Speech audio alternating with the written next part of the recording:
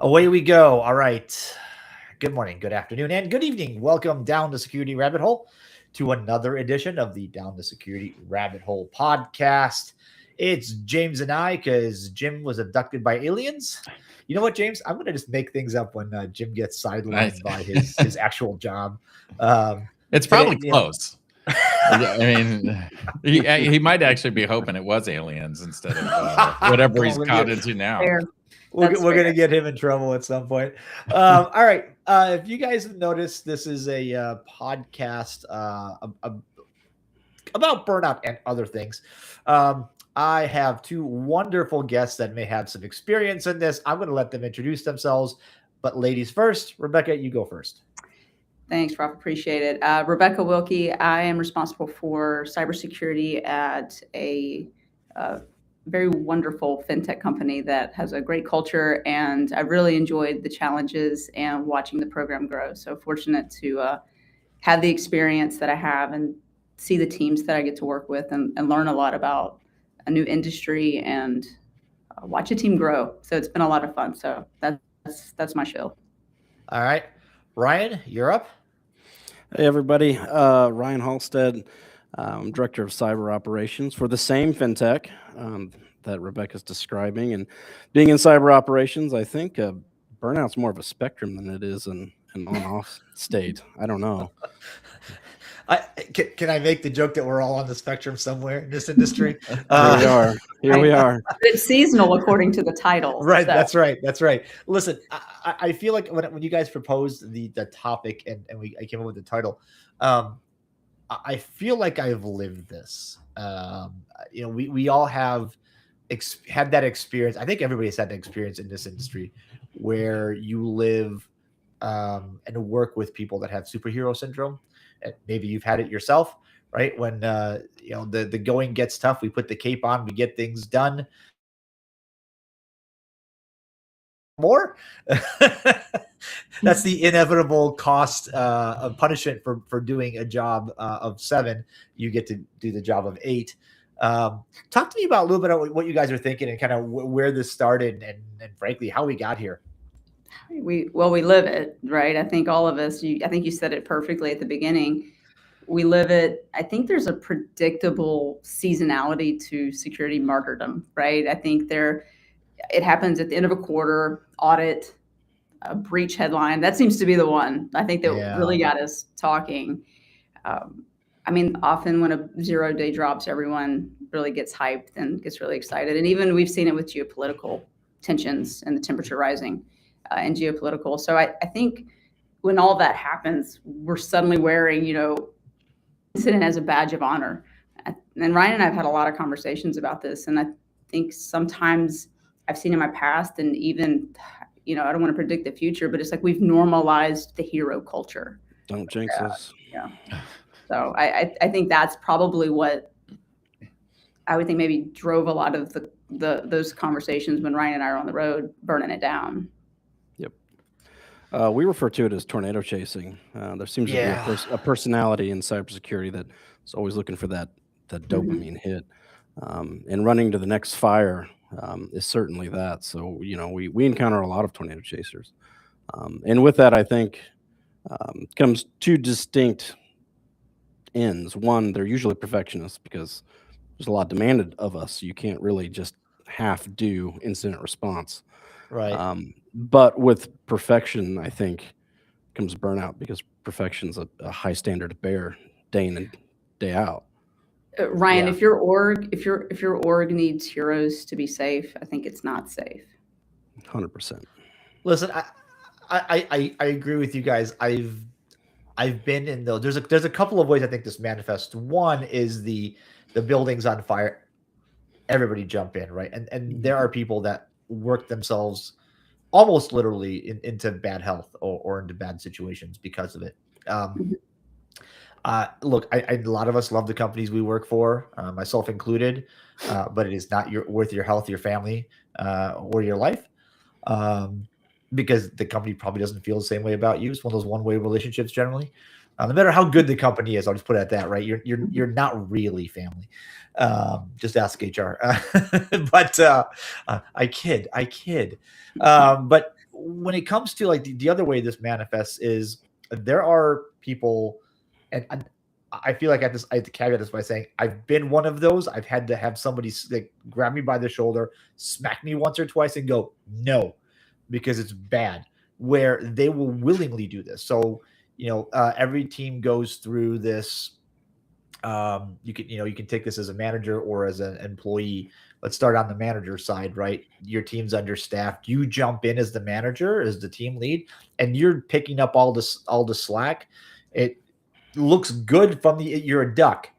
To management, your team's well organized, everything's running, but underneath you are paddling furiously to stay with the current, and you are exhausted. Well, you're running on adrenaline versus design at that point. Right. Mm-hmm. And I think that let's start with that, because that I've seen a lot of otherwise really programs with high potential that like at the at a blind Tuesday just goes off the rails. Half the staff quits. You're like, I didn't see this coming. What do you mean we're not compliant? Nobody's here anymore. That's a tough one. For sure. I think, and that's, I think, a whole other topic, but managing that turnover, kind of pointing back to perfection. If you're in an organization that demands perfection, and maybe a perfection metric is being 100% staffed, it's really a reflection of maturity, because a mature team is a resilient team that doesn't demand perfection because you have those things accounted for. And I think as perfectionists, we overlook that because we want it to be 100%. Yeah. I think too, it's like, we're almost normalizing an unhealthy culture when we do that. I think, our job is already intense. I don't think we need to add the performative suffering to it. So I think if your best people keep leaving, it's not necessarily a hiring problem. It's a system problem, kind of back to the adrenaline piece. I think our systems need to carry more of the load versus our people carrying the load. Where's that falling down though? Is that security leadership that's not taking proper care, or is that organizational culture that's saying, hey, we demand this? Because a lot of that stuff could be security leadership not stepping in where they're supposed to and being able to say, hey, look, this is our role. Here's what we're going to do. We haven't built these things up.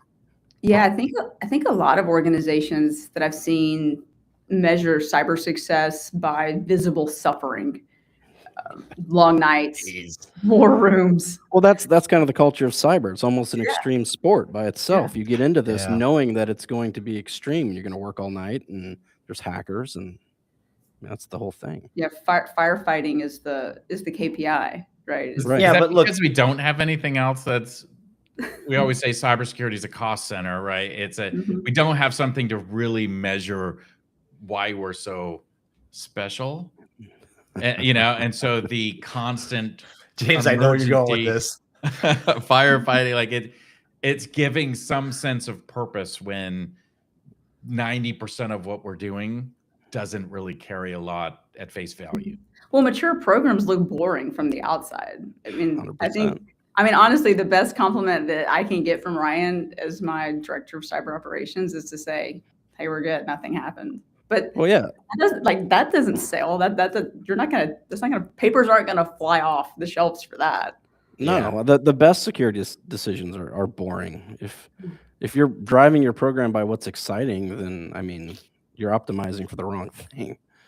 Well, listen, there's I heard a really good analogy a while back about our particular niche in IT, and that is those absolutely bonkers but daredevil and brave souls that jump into forest fires out of like helicopters and airplanes and smoke jumpers. Basically show up, right? Smoke jumpers. Yeah. But those people have hopefully long stretches of time where they're not asked to go put themselves in direct bodily harm at risk of death, like imminently, where they can actually just like recuperate, have a normal job or something. We tend to, and by the way, their lifespans, and I mean in the job, and sometimes literally aren't very long, right? Their life expectancy tends to be shorter because you're in an awful mess. And you don't do that job into your 40s and 50s generally. So we can't be that. Like we need that experience, that knowledge to carry through at least 10 years, so that the next group that comes in isn't starting at ground zero. Like, hey, what do we do here? That has not been mine. Now, arguably, I've been out of that role for 2 decades, but I suspect not a ton has changed. No, I think too. And you're both not excellent. Like, hitting close to home. Yeah, it's like, do you build your program on vibes and breaking news, which turns work into priority pinball, right? And then you don't know what did LinkedIn, what was the last LinkedIn post, or what did someone see on the headline news, right? And I think that if we treat every headline like a strategy, then we are doing priority pinball. And I think that's one of the things that we fight in our jobs every day, is what does that look like? And I think it goes back to the dopamine hit that Ryan talked about earlier. Yep. But there's something to be said, though, sometimes about stuff that's in the news. 1% of it, right? React shell, stuff like that, log4shell, those type of things, obviously can do priority. They're the maybe like 0.1% though, maybe, right? Like, sure. I think we've gotten to the point, if it's got a logo and a theme song, we know we can kind of back off from it a little bit. It's probably not anywhere near what it was. But I also wonder how much changes at the stage of our career that we're at, because early on, I remember my first job when I was doing offensive security as a consultant, I think first week on the job, we were traveling, and it was, 8 to 5 at the client site, go get some dinner. And then at the hotel, we were on till 3 o'clock in the morning, hammering stuff out and getting there. Now you fast forward 15 years and you're like, yeah, no, I don't do that anymore. Right. Like you've matured past that. Like, is that a phase? Not even just the seasonal, but almost like a maturation of what people go through. Like, everybody kind of goes through that. I killed myself, and then I realized, yeah, most of this isn't that bad. Like, I can get away with not doing that. I think it's wisdom, and it's not something we talk about a lot. We talk about knowledge workers and knowledge, and everybody piles their certs, and it's how much they know. But as you do this long enough, you start to pile up a wisdom, and wisdom's really what comes between a crisis and it just being a regular Tuesday. You can know all of the possibilities that could go wrong and get everybody very excited. But that wisdom comes over the top, brings the conversation back down, and now we can begin to deal with things. And I think it takes time. At least it did for me. I think too, you see a little bit of changing your risk management style. And I think maturity is when a program can run without those emotional peaks and those emotional spikes. And so I think there becomes a point, and I speak for myself, and I think, Ryan, I can speak a little for you here as well, because we've spent so much time together and we do a lot of this together, is that there's responsive and then there's reactive. And I think reactive is drop everything, and responsive is, okay, we anticipated this class of event. We have a playbook. We know our exposure, and we execute calmly and under control. I think that's where we talk about decision logic a lot, and how we deploy risk-based, time-bound, measurable responsiveness. Rebekah, you keep dropping gold nuggets here. I can only type so fast. That's why we're here, right? We're supposed to be just sprinkling. It's just like little glitter bombs for those of you who love glitter. My daughter does, and it's not a gift. Let me just say. It's not. But it's the one that keeps on giving. This is coming off the Mardi Gras, so I'm still finding jewels everywhere. Yeah, my Roomba is covered in glitter at the moment, so let's not touch that sort of topic. You mentioned playbooks and being ready. Episode 100, Dan Gear talked about security being the absence of unmitigable surprise. Right, so things that, like, surprises happen all the time, but we should have some idea, some playbook for even, like, well, if that part of the building burns down where all the security stuff is, then we have a problem, but we have a rough idea of how to deal with a problem like that. Not that specific problem. Now, so that's one thing The other thing is, I just like you talked about, you very explicitly notched a little bit of my trauma from the early 2000s. I worked for a CIO that would like watch the news or hear security and IT, or hear about some event that one of her peers, CIOs that she would know or read about, and suddenly the org would grind to a halt on whatever we're doing, whatever project's in the flight, and we're now going to solve that problem here. So if Citibank lost the backup tape, gosh darn it, we were going to do backup tape encryption starting right now. If there was a laptop that was unencrypted at some credit union that was stolen from the backseat of a parked car, well, guess what? We're encrypting all of our laptops, and they're going to start. That's going to start right now. Like it was delegation of project ideas and strategy by the news, and you cannot run. That is no way to run a railroad, as they say. Well, that's the reactive that they're talking about, right? That's right. That's reactive security. You will to have your staff leave. Trust me when I know what I'm talking about. Well, I think you want your responsiveness to be built before the crisis, right? You want your asset inventory, your detection engineering. You want those, and you want those patterns built into your group, which builds trust. It builds comfort. I think someone once told me reaction, I'm going to probably screw this up, but reaction is emotion. Responsiveness is engineering. And I think they said it far more beautifully than I did, but it was the nut of that really resonated with me around how we want to be as a team, and as a leader, how I want to pass that on to the team. Is that a struggle though for companies to be able to handle? Because again, we go back to reactiveness is visible, right? The board can see that, the other execs can see that. The responsiveness and getting that stuff ready is hard to show the initial value to that, right? Because you're preparing for something that hasn't happened, and if it does, you're going to handle it smoothly, so you never really get that dopamine hit of, wow, we really did something. It's like you did what you were supposed to be doing, but the expectation we set for security is this like Superman coming in and solving something when it's really not. Right. Well, headlines are built to command attention, but leadership should really command outcomes.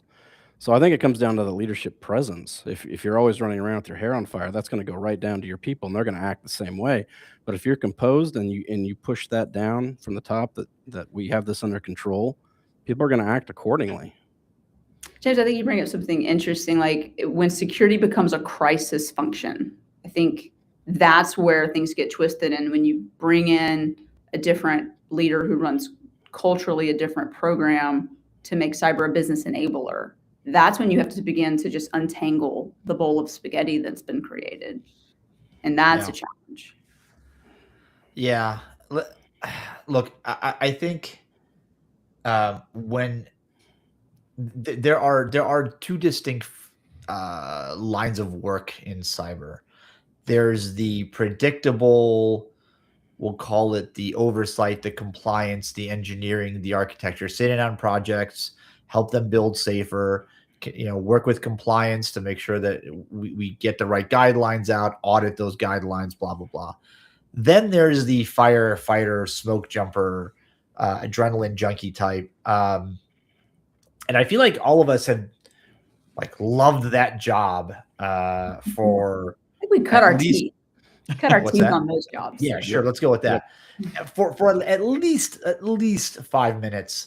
And some of us do that job for a while and go, wow, this is fun, but I need to figure out a way to moderate or step away because I am going to face catastrophic health problems and relationship problems and God only knows what else. And those that nobody's had that conversation with that person. And that often does lead to bad outcomes, right? That leads to burnout, that leads to people having some mental health issues. Because you cannot, military, cops, firefighters, anybody that's in an EMS, anybody that's in a first responder, high stress job, heck, teachers, I'll put them in that same category. they need time to step away. You need time to recharge, recoup, get your bearings. Like, as my kids would say, go touch grass. Like go outside for a minute, feel the sunshine, because we're not designed to work this way. Now, it can be fun. I've been on an incident response thing where you're like, okay, this sucks, but man, we are doing some really interesting stuff, and let's just keep going. I am exhausted, but one more Red Bull, it won't kill me. I'm only 26. Let's keep going. And then like a week goes by, the problem subsides, and you find yourself, you look at you like, why is my hand doing this? Like, what's going on here? Like, why is it 2:00 in the afternoon and I feel like I'm about to pass out because I'm dizzy? Like, oh yeah, because the adrenaline wore off, and now you're in this like steep decline, and you need a week off to go figure it out.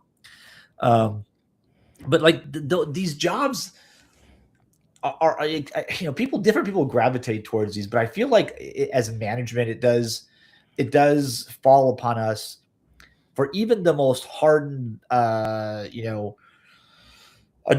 junkie types that live for this kind of nonstop action, no sleep till Brooklyn style work, to like take them by the, tap them on the shoulder, be like, hey, let's go take a walk. Let's go grab a coffee, go home and get some sleep. Like, this crisis will be here tomorrow, probably. Or you at least have another peer that can take over for a while. Let's work in shifts. Let's figure out how not to literally work yourself into the grave, because we need those people and we need them to be around. But at the same time, you can't let them operate that way, because some of them will. They'll just keep going. And you can't let them operate that way, because it is really, really bad for everybody in the end. I think, too, I've seen teams where often your highest performer is the incident whisperer. They're always in the war room. They're the first on the call. Leadership loves it. They get the spotlight. But really, the organization's rewarding, unintentionally, the absence of systemic fixes. I think that's something that happens. And then the person leaves for attrition because they're burnout. They no longer drink Red Bull. They want to work a normal, set of hours. And then we've built a program around one nervous system. And I've seen that happen a lot, right? And then that causes, then it's just a trickle down. That's why I say, I think, it's like career progression. You get those people that are in it. We put value on that. And I think that's both from a corporate and I think from an individual standpoint. People like this idea that I'm so busy, I'm so tired, I'm so this, right? Like, look at it, the victimization of it, but it makes it sound cool, right? Like the person that, man, I'm in meetings, 45 hours a week. And it like that, like it's some sort of special badge. And it's like, so you don't do anything is what you're saying.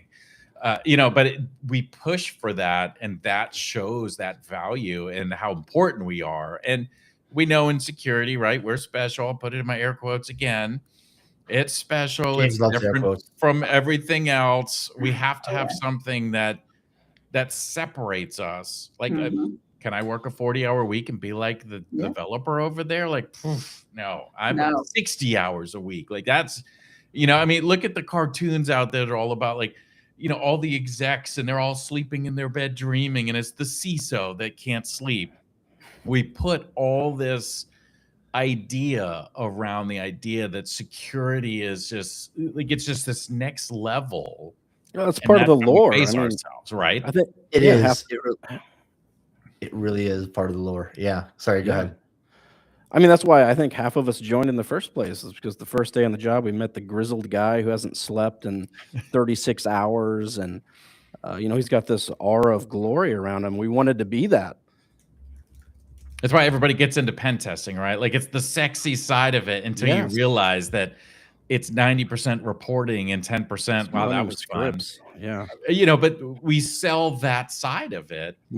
And if you really take a step back and look, the reality is 90% probably of what you're doing has very low impact to the day, but you're working 80 hours a week to try to do it.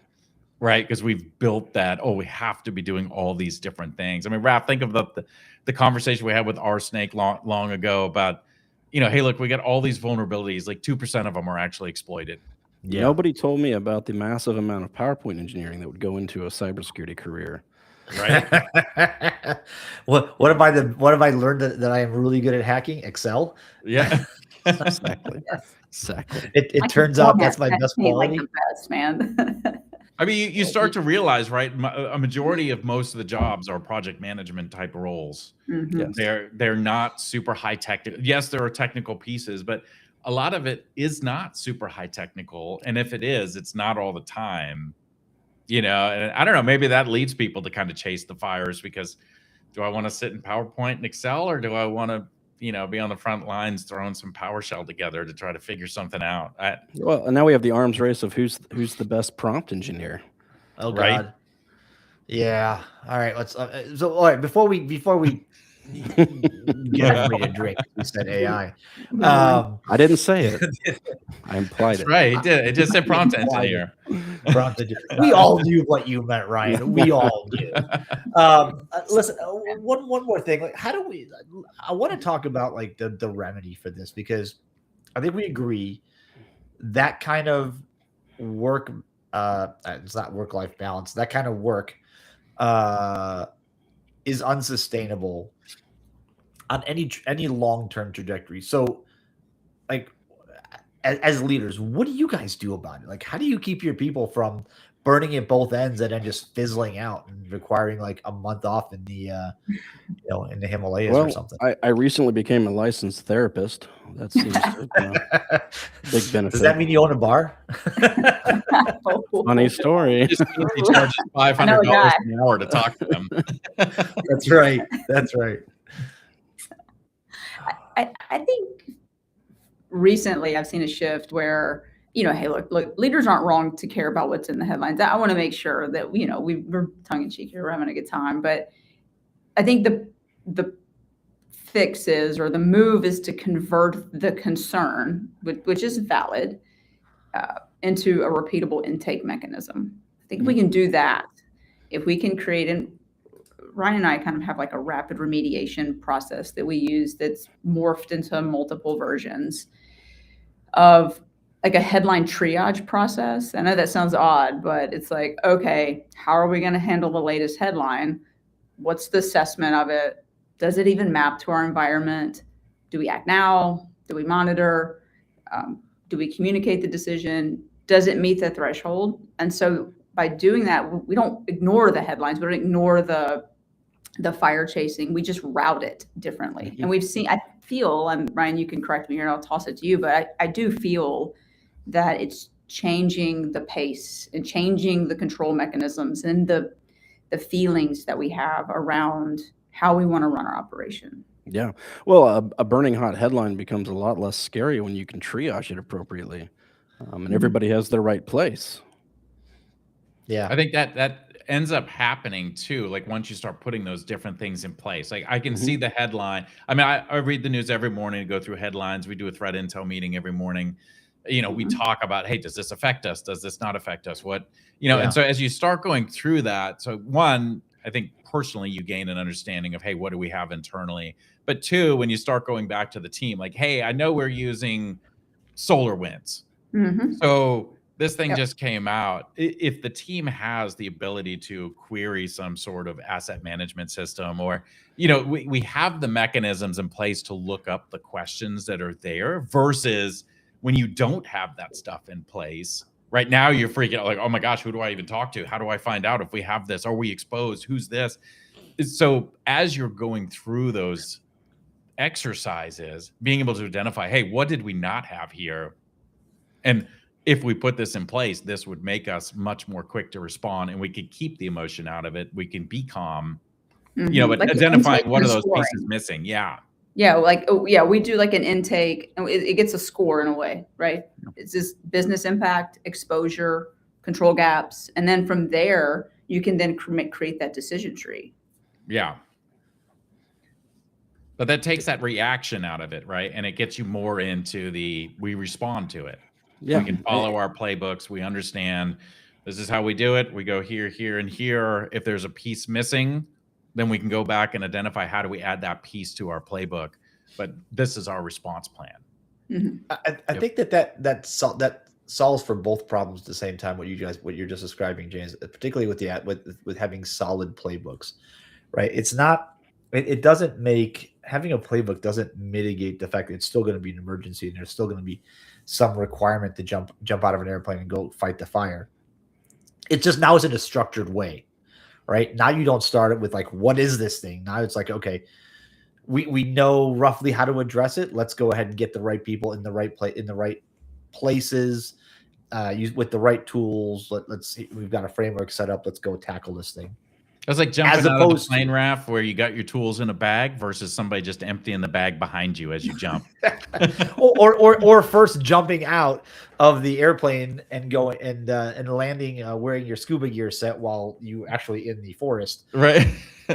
which would be a tough call. Yeah, I think that's a good crossover though for us, because if we're going to spend the next couple of minutes talking about AI and really, what we're going to do, playbook seems like a good place to start, right?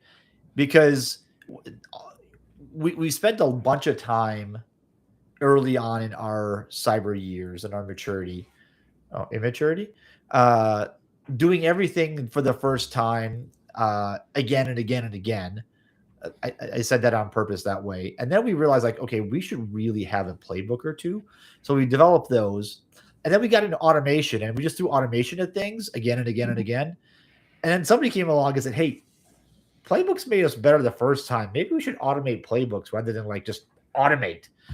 And now with AI coming, right, there is a tremendous opportunity to do an amazing number of things, some of which is augment existing engineers, completely replace existing firefighters, or maybe give people a break so they can go home faster with some consistency. Like you can be afraid of this thing, or you can just look at it from the perspective of like, maybe this solves some of our really nasty problems around burnout. Yeah, I think the third option you mentioned there is exactly it. It's not about replacing workers. It's about letting workers have lives. And letting machines do some of the things that we spent 18 hours a day doing for years. Yeah. I mean, without them, I mean, you think about it, it's like the difference between panic work and professional work, or, I mean, I know exactly that churn of when SOAR finally showed up and saved the day. Did it? Right. Without those playbooks, at that point, every incident is a bespoke snowflake. Right. And every response is a reinvention. Yes. Instead of that happening, it's like, wait, this is a kind of an operational contract. How do we handle though? I mean, AI gives you the ability to do more with less. Companies then put down okay, well, you're going to do more with less because we need you to cut X number of staff, right? Like there's stuff that's outside of, like a securities org chart that defines and says, okay, we're going to start using this. So you need a 20% reduction in staff because you can do the same amount with the same, or we want you to do more, like Raph was saying earlier before the AI discussion. Like, how do we handle that part where we can say, yes, it can help us do this, but the organization might be putting a different pressure on us that says, yeah, no, we have pressure from above. We need to reduce staff because we're using AI, right? And so we end up, instead of having 10 people doing all this work, well, now we've got 5, but now they're doing a whole bunch more. Like they never actually gained any of that time back. Yeah. That becomes a problem.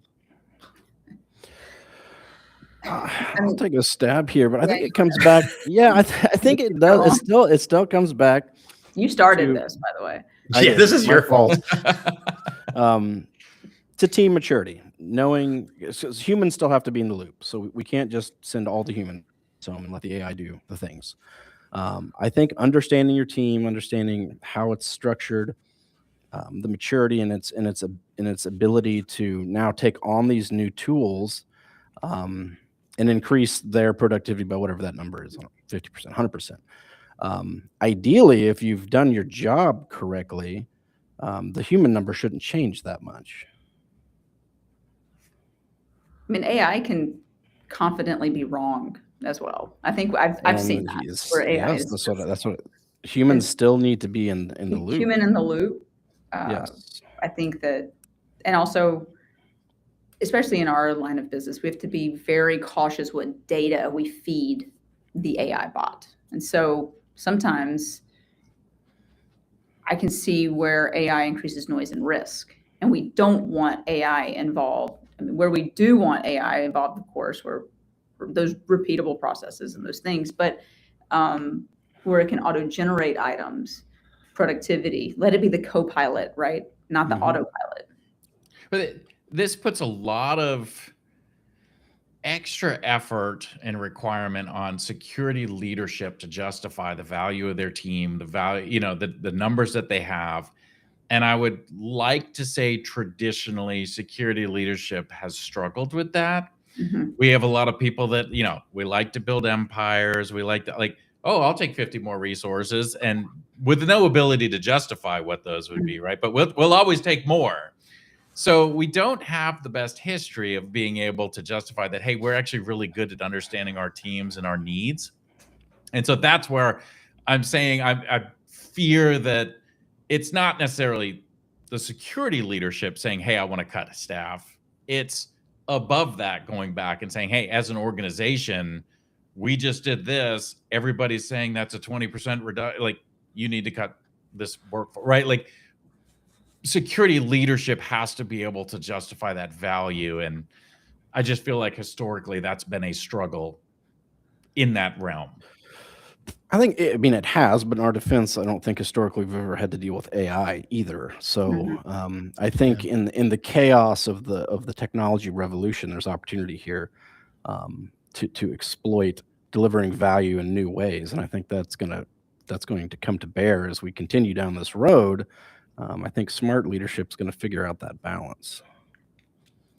I'm excited for what AI means for the workforce from a work-life balance, mental health perspective. Like, this is whether we admit this out loud or not, I think we are a profession in crisis, where we have a significant amount of mental health issues that are created by the profession and the way we choose to apply ourselves to it.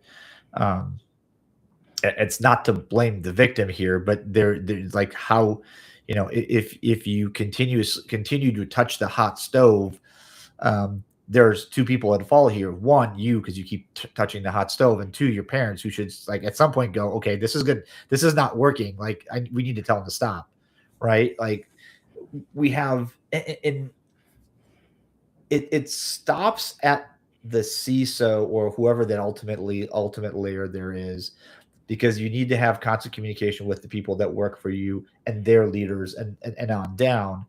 But there has to be better communication back up through that senior security leader role up into the people that they report to articulate properly. Look, this is a duck. What you all see is everything is fine. What we're doing back here is we're working 60-hour weeks. So here's my advice, me personally, like, based on how my boss and a great leader I've seen in the past, worked for a guy named Dan Conroy for a long time. Awesome dude. What he would do is we would allocate hours up to about 45 a week based on capacity. Here's the things that we had to do. Here's the things we should be doing. And these are the nice to have things that if there was time and somebody was willing to do it, and we were willing to take it up, but you can't go over a certain number of hours that you're working. And then some leader outside the business will come and say, hey, but I need your team to do this. And you go, yeah, that's not in the capacity. Like, nobody can take that. We can do that for you once, but now it's marked. We've done that for you once. And next week, when you ask that again, there's nobody to do it. So you have options. Either don't ask us to do it, find somebody else, or drop some cash on the table from your P&L to fund ahead that's going to do that job. And then we'll shift some other things. We'll work out some other stuff. But that's what we ended up having to do. And it's really hard to say no. particularly to your peers, if you're the CISO, you're running operations or engineering, right? If you're the person responsible for applying security to all the projects in the business, it's really hard when a business comes to you and says, "Oh, hey, this is a crucial project for the company. I need one of your people," and you're like, "I don't have the capacity." It's like, "Fine, we'll do," because that's always our fear. They're going to say, "Fine, we'll do it without you," and you're like, "Oh, I spent all this time building rapport, and look what it's gotten us." You gotta say no. No is one of the most important words in our vocabulary. And I know we've overused it on the no, you can't do that, but we really need to start saying, no, I can't do that because I need to go home. Yeah, or I think it's a matter of what are the events or the items that are going to, we'll call it, stop the manufacturing line or stop production or stop the business from doing what it can do or what it needs to do, versus this is scheduled work. I think setting those expectations early, I think is extremely important. I think that's where you could. I mean, we're in talking about AI. I think AI can potentially say we've been talking a little bit about mental health some. I think that's where it can save the cognitive load so that you're not being pulled so much. Yeah, that's fair. Manage all of that. I think that I see that as an opportunity. All right. I think that no piece too, Raf, it plays into the fact that we've built up this idea you can't do it without us. So if I say no to you, right, to helping, like it's devaluing 100%. piece. So we that brings it, and so then all of a sudden you're like, well, I can't say no to any work, and that gets you into that. Oh my God, we're doing 80 hours a week because I just can't. I've told myself I can't say no to anything for helping, and maybe I think, Rebekah, to your point, right? AI can help with that too, because it also helps people be more self-sufficient, and that if they can ask a question that they would have asked security, that they'd get a similar answer. Like if you've got something built up that they can go ask security, it's kind of like what we do with some of the third-party management stuff. Like, hey, if I can go in and query and say, hey, what's our answer to this? And we're pretty confident the results are good, then I don't need everybody to come directly. Like we don't have to solve that problem. I can let you self-solve that problem. Yep. And on that, I think we're going to end because that's about all the time we have for this conversation. I think it's fantastic. You guys have challenging roles. In fintech, I suspect where the world moves faster than probably any place else in the marketplace. Your insight's appreciated because I think we can apply it there. You can apply it just about anywhere else because I think every place else, while it still runs fast, I don't think anybody runs as fast as you guys do in the financial services, financial technology arena. So, Rebekah, Ryan, thanks for being on the show. Anything you want to leave us with? I think the only thing for me would be just a reminder to my peers and to those out there that elite teams aren't the ones who fight the most fires. I had a really good boss once tell me that it's really the elite teams are the ones who make the fires rare. Ooh. And so I really tried to carry that throughout my entire career, and it so far has served me well. Ryan, how you gonna follow that? Well, I was saying, like, thanks, Rebekah. Right. No, I think right now security leaders, probably more than any time in the past, which is a big statement, I think we're going to have to be strategists because the world is changing incredibly fast, and more now than ever, we have to move out of that reactionary space and really start plotting the course through the next 5-10 years because everything is changing. Yeah, I feel like we always say that. We say everything's changing, but this time we really mean it because I really mean it this time. Yeah, I mean, I agree. I say it jokingly, but like everything really is changing. I'm not close enough to retirement to go, well, and I don't care. But so it's time to adapt. But I think the analogy of the duck is so powerful for what we do, and it's everything looks calm, but on the inside or under the water, man, it's just all fury and go. So. All right. Thanks for joining us, you guys. It's been very enlightening and we've had a great time. I hope you've had fun. And all of you that have been listening, thanks for listening along. This is one of the nice leader type of episodes that we get to do every once in a while with your peers and your leaders. Hopefully you take something back from this and add on to it. Rebekah and Ryan are findable. They are on the LinkedIn if you want to catch them that way. We appreciate your comments and thoughts and feedback on the episode on the Down the Security Rabbit Hole podcast LinkedIn page, and hope you follow us there. The videos are on YouTube. And yeah, thanks for being with us. We'll catch you guys another time, another place, on another Down the Security Rabbit Hole podcast. We'll see you later. Bye, guys.